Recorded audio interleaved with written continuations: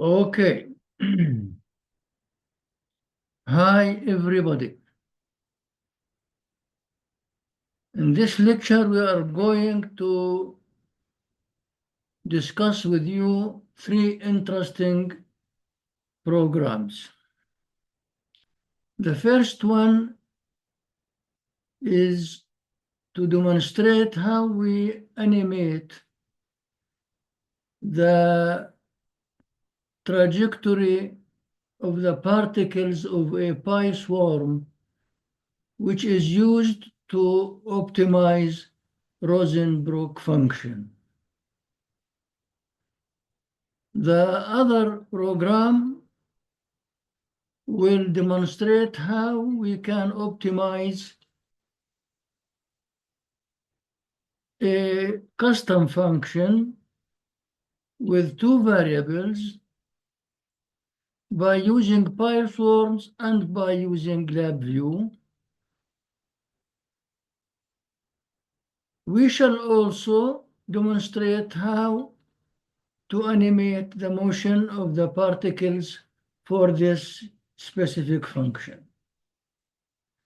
And the third example will deal with the investigation and analysis of the gradient descent method when applied to a one variable quadratic function with different values of learning rate. So let us begin with the first one, because you have an idea about Rosenbrock, and we have already optimized this function by using Python and by using LabVIEW in different ways. So as you see here at the beginning, we import the necessary libraries for our work, and the most important thing not to forget to import the matplotlib as PLT and to import pyswarms as PS. Also, in order to save the animated image, we import from ipython.display, we import HTML. And of course, we have to import from pyswarms the same function, Rosenbrock. I think all these things not difficult to do. The only thing you have to do is to know in advance that they are all installed in your computer. Now, the program begins with importing pyswarms and the objective function, as I have told, this is repetition here. But in order to be able to plot the animation, we use plot contour. So we here imported plot contour function. Plot surface function now is not necessary. I have kept also plot cost history so that to be coupled with the plot contour to see them both. As you know, the bounds of this function are between -5.12 to +5.12. This is known when referring to information about this function. I have created here the range of the bounds. The maximum bound, I took it between -2 and 2. The maximum bound is 2 multiplied by NP1s of 2 elements. So I have two values here, and the minimum is the negation of the maximum. And the bounds, as you see, are given here as a tuple, minimum bound and the maximum bound values.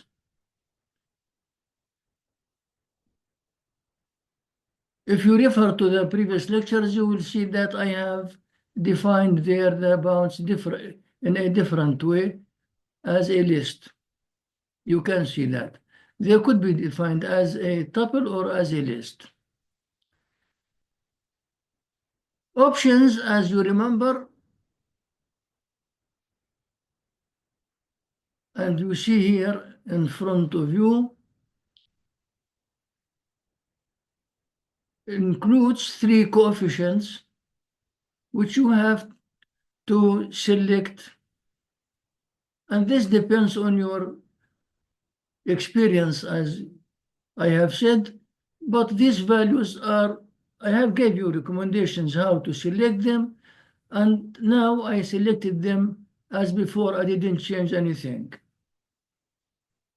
Okay, now we shall use the global best particle storm optimization function. This function is called from the single sublibrary of the pyswarms. And this function, we have to pass to it the number of particles which we shall use. I have already given you also recommendations about the number. The dimensions equal to 2, because this function is a two-variable function. The options are the same as given here, options, and the bounds are the bounds which we have defined before. So the optimizer now is known to us. From the optimizer, we call the optimize function, which requires the name of the Rosenbrock function and the number of iterations which we are going to use.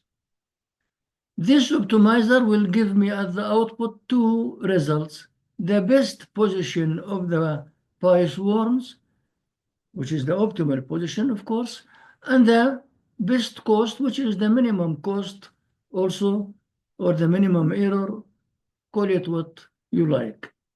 So we can, of course, print these values, I told you, but there is no need to print them because the program itself will give you them when you run it just now. So I will not print it.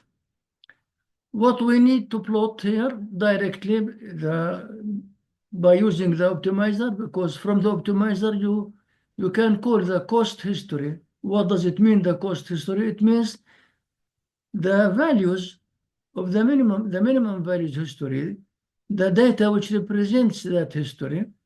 And if you know this cost history, you can directly plot cost history.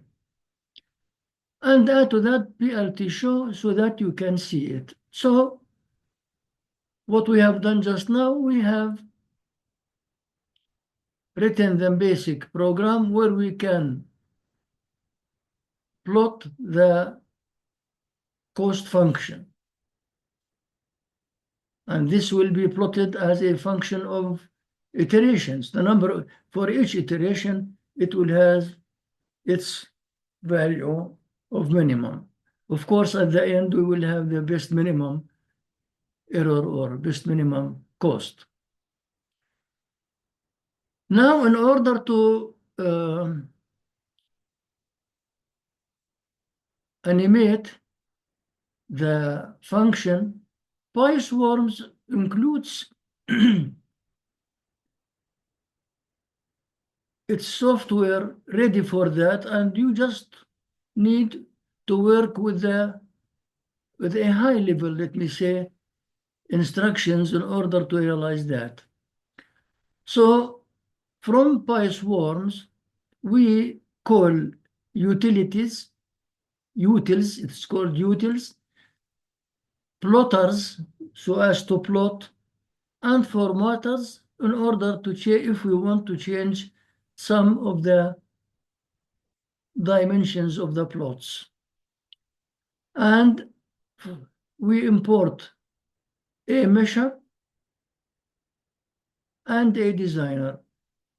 The mesher requires the function name, which is Rosenbrock, and the limits of the mesh which is going to be drawn there. I have of course, selected this specifically, and I will show you why. This is the X and Y minimum and maximum values, X, Y, from A to 1.2, from minus dot A to 1.2. Concerning the designer, also the same thing. It is not a must always. Really, the default values for the measure and for the designer are 1, 1, 1 minus 1, 1 minus 1, 1 minus 1, and so on. But you can change it depending on the need. I have changed this value according to the need so that the picture, the animation will be seen somehow clearer. So the limits are the same as above. Here, this third tuple, as you see, this is really not necessary now, but I have just fixed it. It is necessary for the third variable, which is the Z variable, which is not our case. And in this case, nowadays, we are going to animate this function in a two variable plane, in XY plane, and we will not animate it in a three-dimensional space. Now, in order to animate, we have to call or to work with the plot contour function. It is already, as you see here, it is already called. So plot contour function requires the following information. This is the syntax. And this syntax, you can refer to it in pyswarms, and there you will find something similar to what I have done. So you have to pass here the position history from the optimizer, because the optimizer gives you, as I told you here, if you go up, you see the optimizer gives you the cost history here. This is the optimizer. This gives you the cost and gives you the position histories. So we have it. And it requires to pass the measure. The measure here is given a variable M. So M now is our measure. It is assigned to the measure. And my designer is the designer itself, which is assigned to the designer. Mark here is the point where I expect the minimum will occur.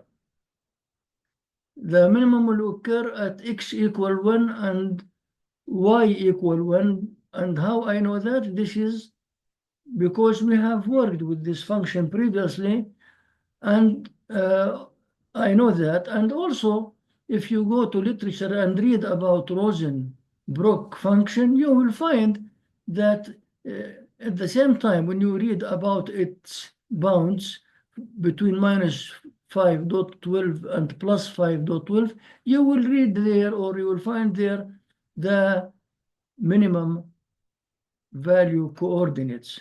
So this is interesting to include in the drawing, so that to know how, or to judge how the pyswarm is converging. Is it converging very close to this value, which is the true value, or far away from it? It gives you an impression how accurate the pyswarm's algorithm is working. And at the end, we plot or call PLT and see what is going on. It is a common practice here to save the animation which you have done. So the animation here variable, through it we call save, and we give a name to the animation which is going to be saved. pyswarms works with image magic as a writer of the image, which is resulting from animation. I have already installed image magic. There are other writers which you can work with also. You can work with a writer called Pillow or Pill. You can work with a writer called FFmpeg. So it depends what you have installed or what you are interested with. I find myself more interested with image magic. The number of frames per second, I suppose it to be 10, it could be 20, it could be 30.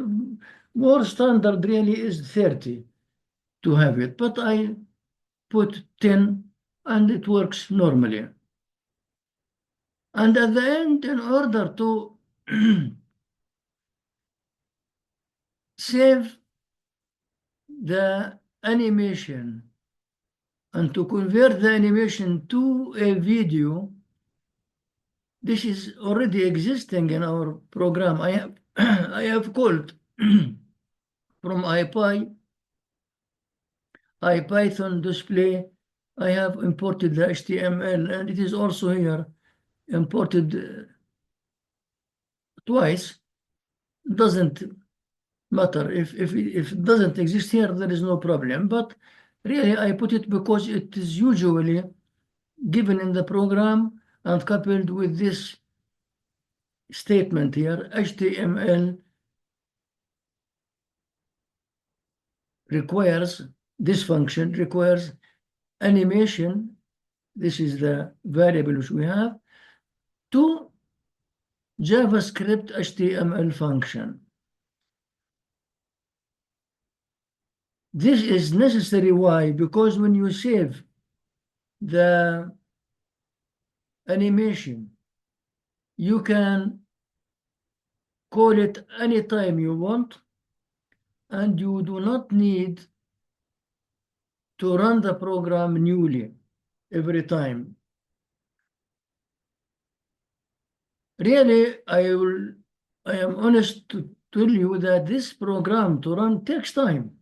Sometimes it takes 2 minutes, half a minute, sometimes 5 minutes. It depends, as you know, on the number of the particles and the number of iterations and the function itself. So running the program takes time, and by using this instruction here, HTML function, and passing through it the animated image to JS-HTML, gives you the possibility to always use this file or the saved file directly to see the particles and do not run the program more. So this is our program complete now. If I look at the result when I run it, I told you that the program gives you directly the cost, which is the minimum value, and gives you the most optimal position of the particles. So here the best cost is given as 6.1 exponent with an exponent of -9, which means the minimum value is equal to 0. And this is true for the Rosenbrock. And the positions, the best position, best position here is given as a list, as you see, which is 1 and 1. So it has two values for x1 and y1.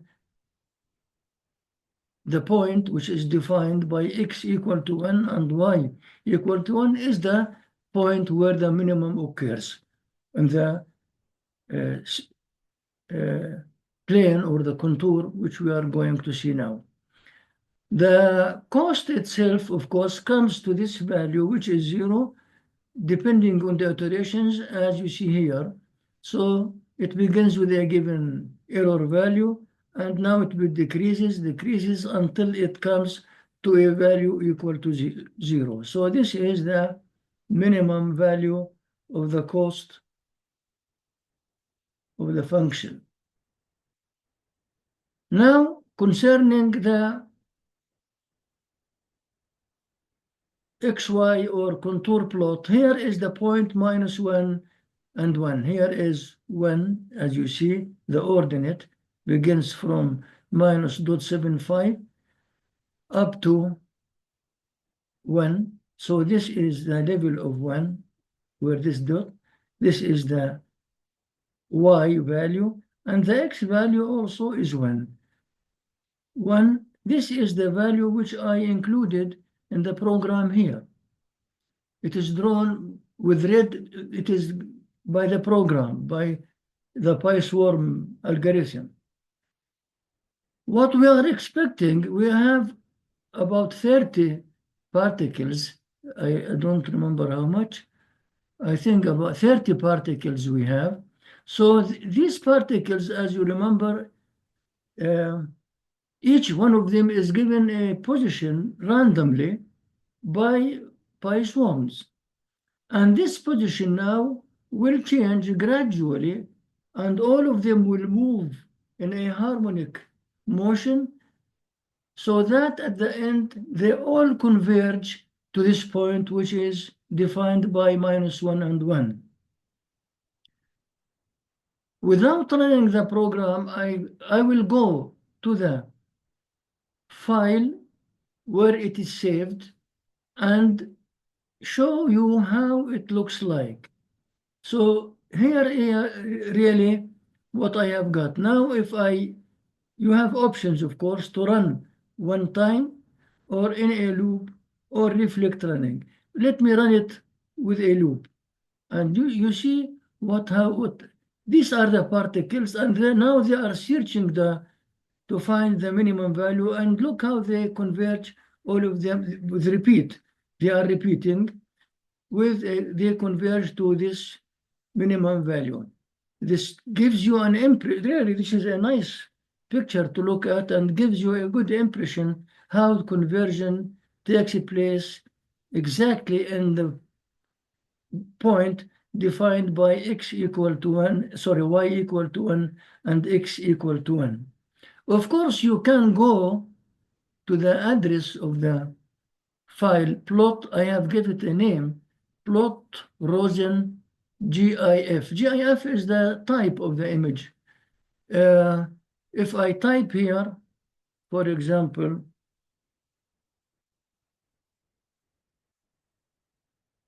what is the plot Rosen GIF? If I type here, plot underscore Rosen dot GIF,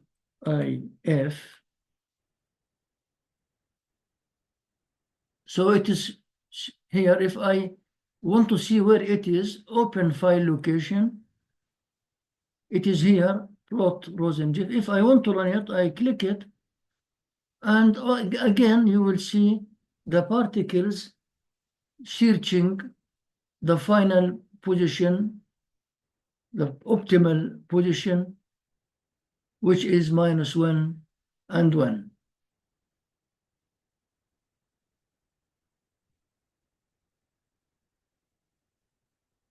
So you have two ways to do that, either to work through HTML function or to go to the file where the file is saved.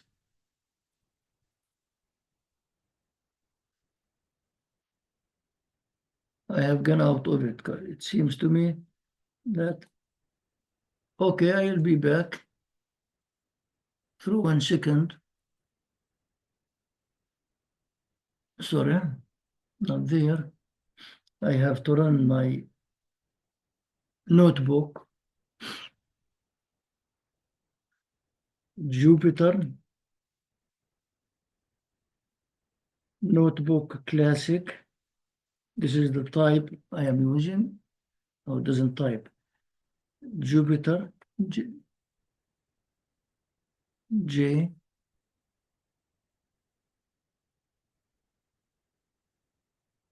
J, U, P, Y, T, E, R, notebook, classic. Okay, now enter. It will open. This notebook contains all the programs which I am working with. So I am working with this file. I open it. There we shall find our program.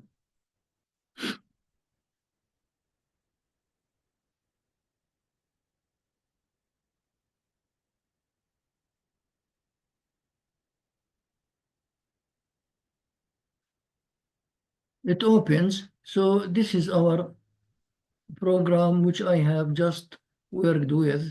Here it is. Now this is one. Here is the cost function, and here is the plot contour area, and this is the final point which we have seen before. So with this function I have finished. Let us move to the other activity which we shall work with today. The other activity is also to find the optimal minimum of a function with two variables, x1 and x2. You may ask why we are using this and why this repetition. Really, no, it is not a repetition. Working here, I am working with a specific function and not a standard function included with pyswarms. So as you see here, this function has a fourth order, second order of x1, and second order of maybe of x2. Yes, and second order of x2, and also and a free term. This is comparatively a complex function, and because it is a custom function, I have included the wrapper function as I told you before. Now here also I define the borders or the bounds of this function between -6 and between 6. So I can work, the program works also with -3 and 5. So it should work with -6 and 6. It's the same, no difference. I can write it here instead of 6, 5, for example, between -5 and 5. So no problem with it. It depends what you want. Then I have defined the coefficients of the pyswarms as usual, and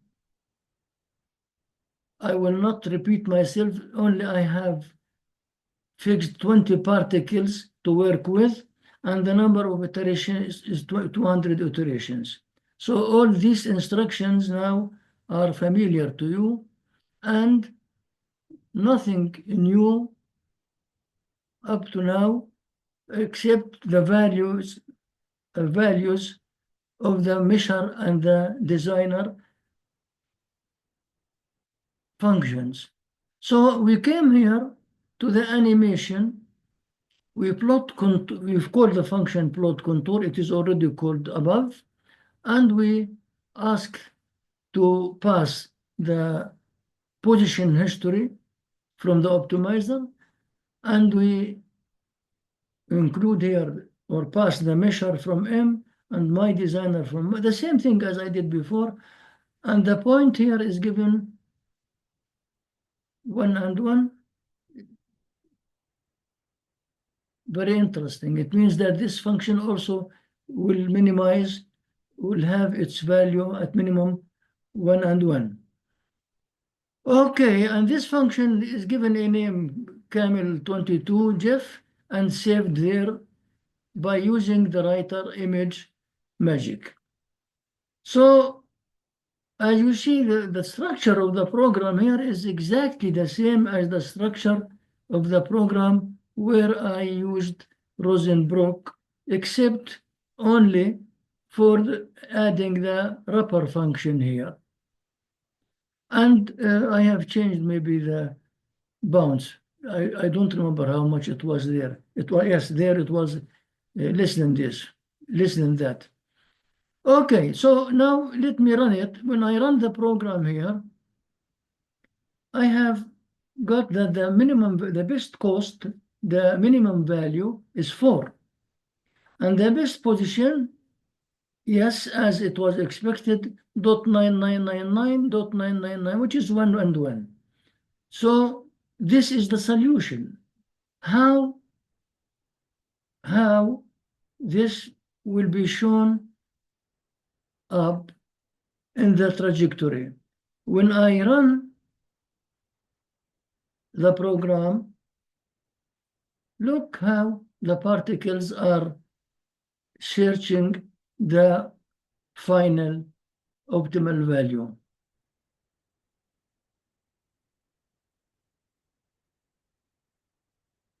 If I run it again, it will be run in a loop.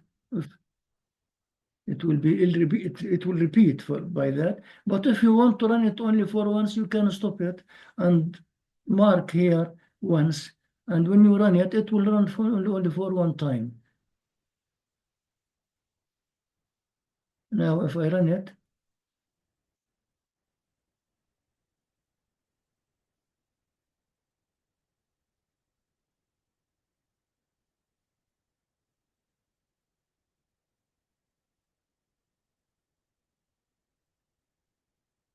as you see, of course, if you increase the number of the particles here, they will be increased. Let me see how much they are. There are 20 here. Let me put them 40, for example. 40. And now I have put 40. This means that I should run the program newly. If I will run it newly, it will take 3 minutes or 5 minutes. I do not want that. Excuse me, because really it is time consuming. So there is no need for that. But we can go and check again with the address where I have saved this animation, camel.22 GIF, for example, here.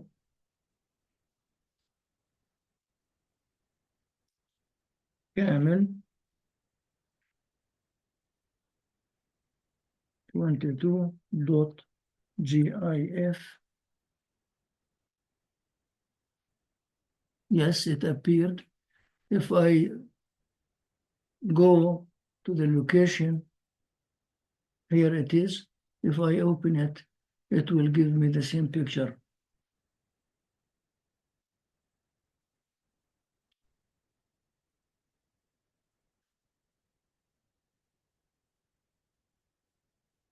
Yes. Okay. So with this program, by using the pyswarms, as you see, it is converging and everything is normal. Let us see how this program works by using LabVIEW.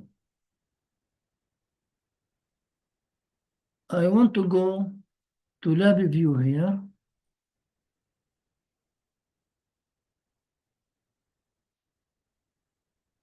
Optimization.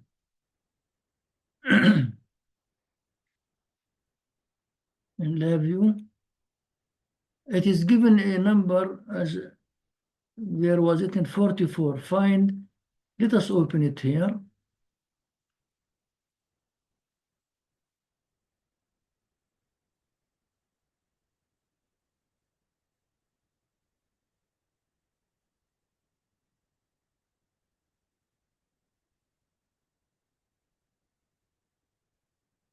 Continue.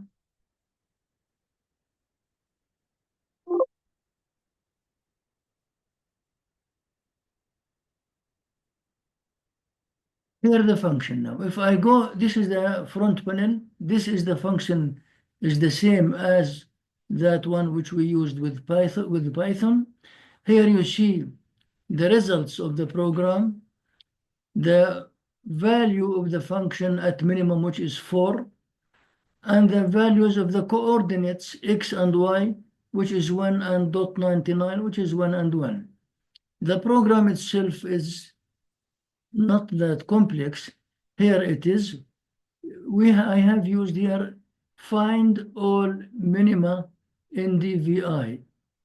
Again, trying to remind you, you can go to the mathematics and go to optimization, and then here you will find this function. This is the function which I am working with. ND, because I have two values here. As you see, to know about it, you can go to the help. The input here, the start values, I give the start initial value 0 to 0, and these are the end values from 2 to 2. I give end values 2 and 2. And if you run the program, you will get exactly the same answer. It is running, it's still running. The program itself asks you to define the variables which you have. They are defined as x and y, x1 and x2.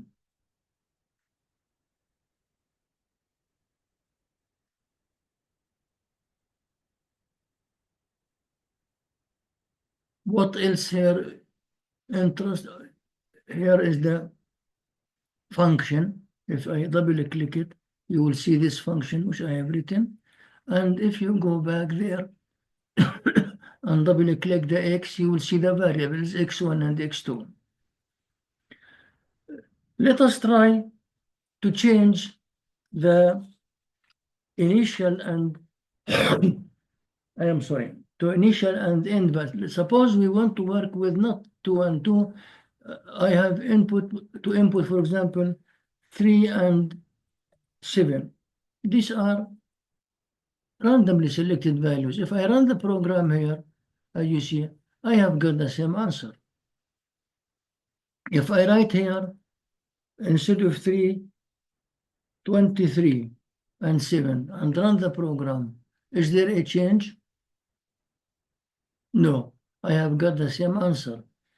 If instead of 0 and stop it, if I go to the 0, instead of 0 and 0, I take, for example, 11 and 2, and we run the program, we have got the same answer. What does this mean? This means that the algorithm which we are working here is very, very accurate and very strong. And really, it can detect the minimum value and gives you the coordinates of the minimum value exactly independent on the values. So these values could be selected randomly and you have no problem with it. And this is very important and really interesting. If you work with a function like this one and you do not know in advance its limits. So, of course, if you know the limits or the bounds of the variables which is here, it is easy then to select the values here, not difficult for you. But if you do not know them exactly, it becomes maybe it requires from you to draw at the beginning the function and to guess a little information about the values of the x and y. Okay, so with this example, don't save. Okay, we finish with this example again. And we go back to our function. We were here.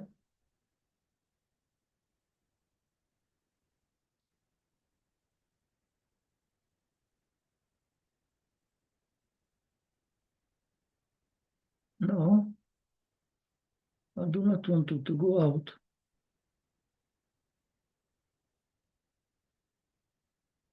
Let us go home or to lecture 1 and 2 and to see the third program which I wanted to illustrate to you today. Is it this one? Not this one. I have put them close to each other so that you can, yes, it is this one. What is there? Let me remind you by the situation here. We have worked with this example more than one time, x squared minus 6x plus 5. This function is convex and quadratic, and we can implement there the gradient descent. What does it mean? Because this function is differentiable at any point of it. Okay. So in order to work with the gradient descent, we need to find the derivatives. So I have defined, through this function, I have defined the derivative of this function, which is 2x minus 6. It is given a name df, and the function itself is given a name f. Now remember, when working with gradient descent, there is an iterative process.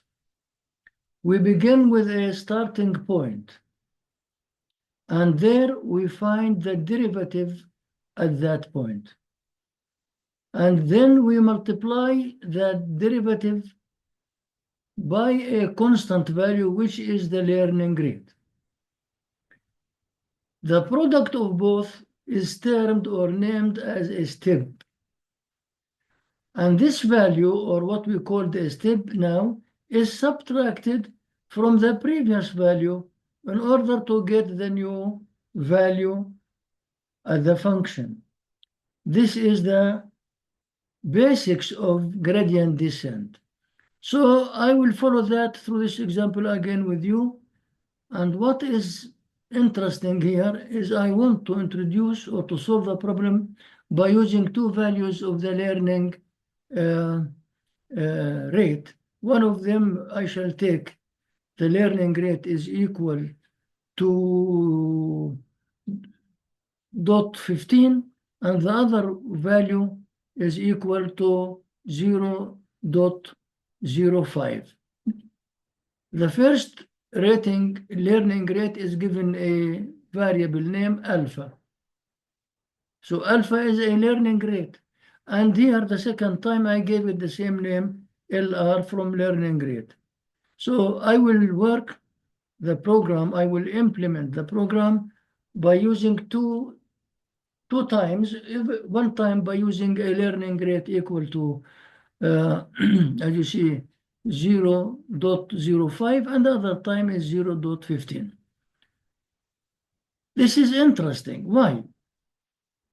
Because we assume, as you remember, when we find the gradient at the first point and find the second point, and we are moving in the deepest direction, in the negative direction, towards the minimum value.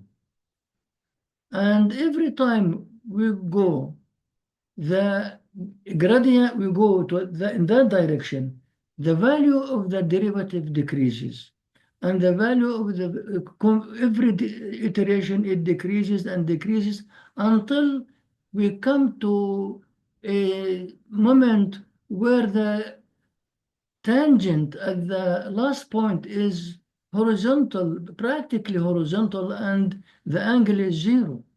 So the gradient or the derivative will be above 0. So by moving from the start point to the final point, really, the gradient or the derivative decreases. But if it decreases, as should be, and it is multiplied by the learning rate, so the product also is decreased. So the step is also decreasing. So every time the step is decreasing until it comes to a value where the difference between the given x value and the previous x value is equal about 0. This is usually used this difference is usually used to terminate the iterative process. We can terminate the iterative process by using a tolerance value acceptable, or sometimes by using the number of iterations which is acceptable.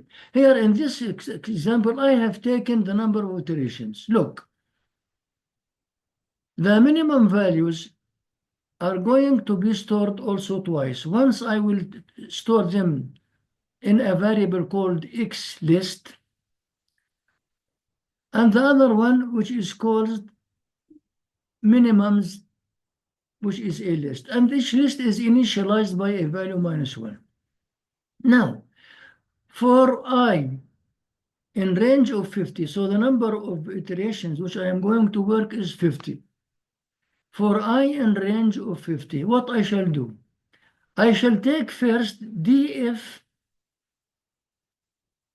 of x list of I. X list here is the first value. So the first value, which is 0, I take, which is 0 indexed, I shall take the derivative of the first point as given here by I equal to 0, and then multiply this derivative by alpha, which is the learning rate, and this product now is subtracted from the previous value, which is given here inside -1, and then I append the result and put it inside xList. And this will repeat. Now, x1 here, I will take the derivative of the point with index 1 and multiply it by the same learning rate, which is equal to 0.05. And the product now will be subtracted from the value which exists now in xList. And now this value will be added to the xList, and we will continue this doing up to 50 times. Now, after 50 times happens, we will get what? What I am asking the program. I am asking the program for I in range of 50, which means up to the iteration number 50, plot scatter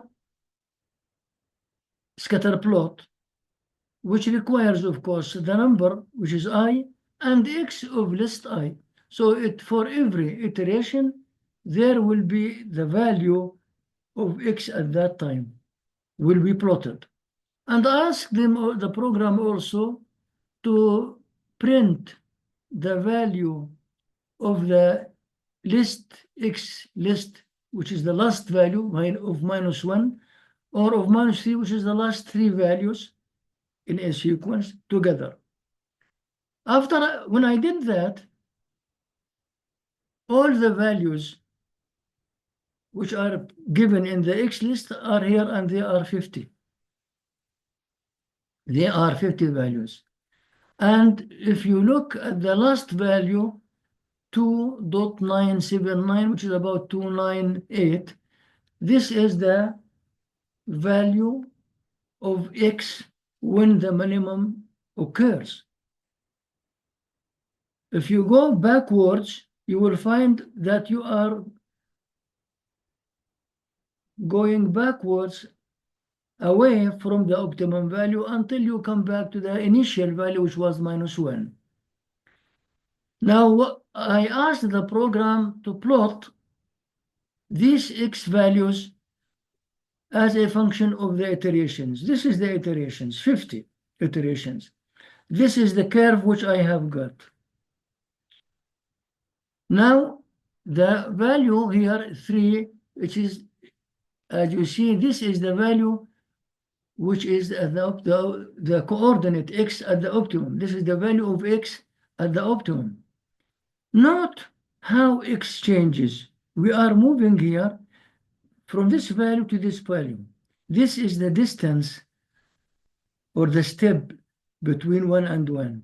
Now, if you take the second, it becomes smaller. If you come here between the smaller, the distance between, or the steps between each value and the following value becomes smaller and smaller. At the end, they are gathering on each other so that the difference between them becomes equal to 0.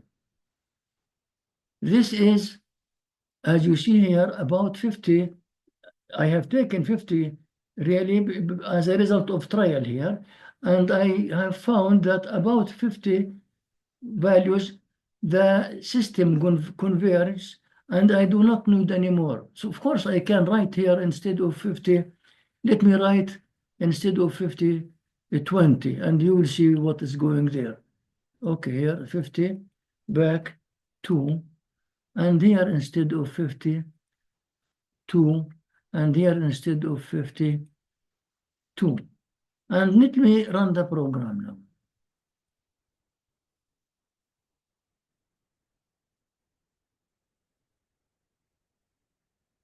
Where it is. I didn't lose it, maybe. Oh, okay, here. Look how it is. It doesn't converge. And when the number of iteration is 20, the variable which I have reached up to the value of 25 only, sorry, 2.5, and I am still far away from the convergence of the gradient descent. Here is an error, the list index out of range. So, as you see here, the program minimized the function from the beginning, the point -1, up to 2.5 only, and doesn't go further. It doesn't give you the final result. It doesn't converge. So when I go back now, instead of 20, let me write here 40, for example. This is 40, in range of 40, and here is in range of 40. And where it is also here, it is a range of 40. Sorry.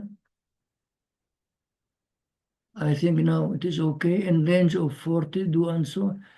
For I in range of 40 again. Yes. When I run the program now,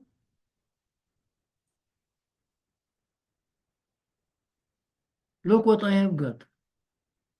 The value is 2.94 and not 2.98.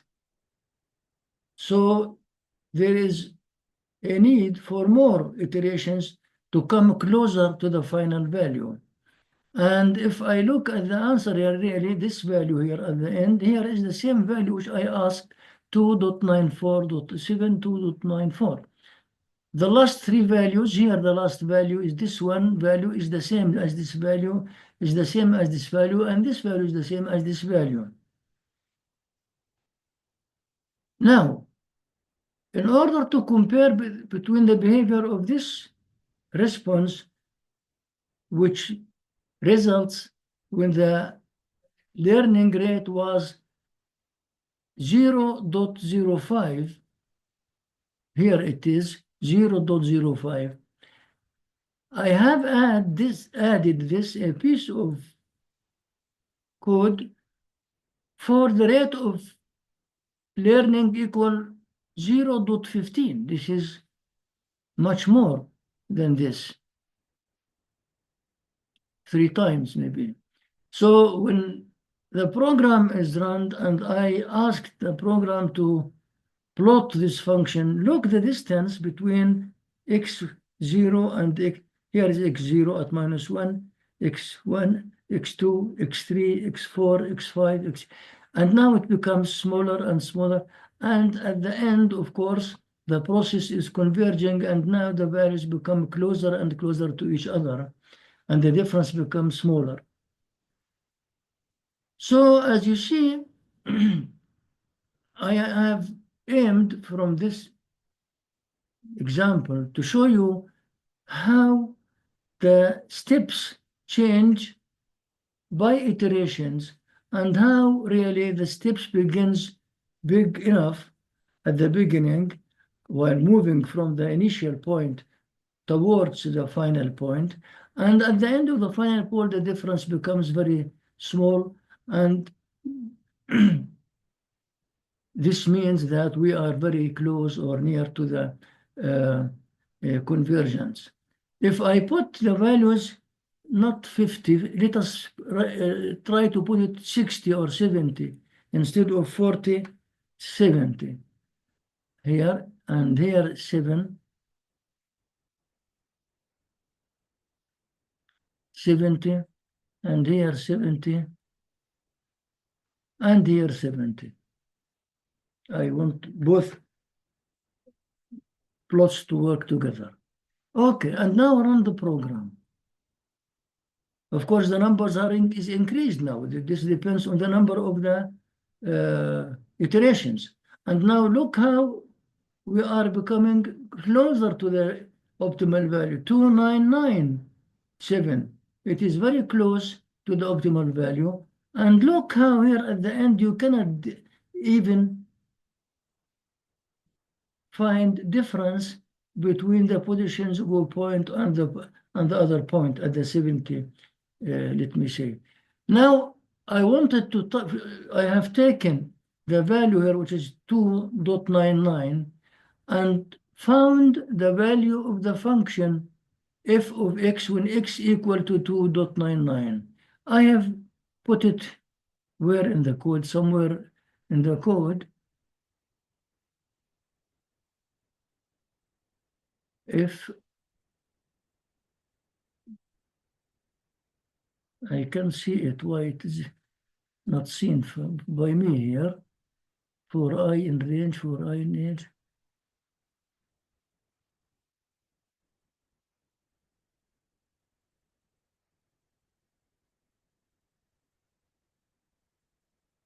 It should be there somewhere. Why I am not seeing this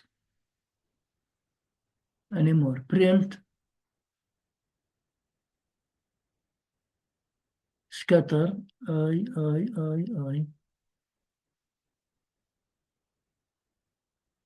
Okay, let me try it here. Prints. Where is the prints here? Print, list. Let me try here to print print I, no, not I, f of 2.999, which we have got here, 2997, not 9.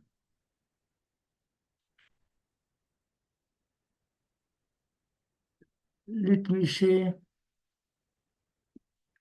call it function value. Func value, VALUE, equal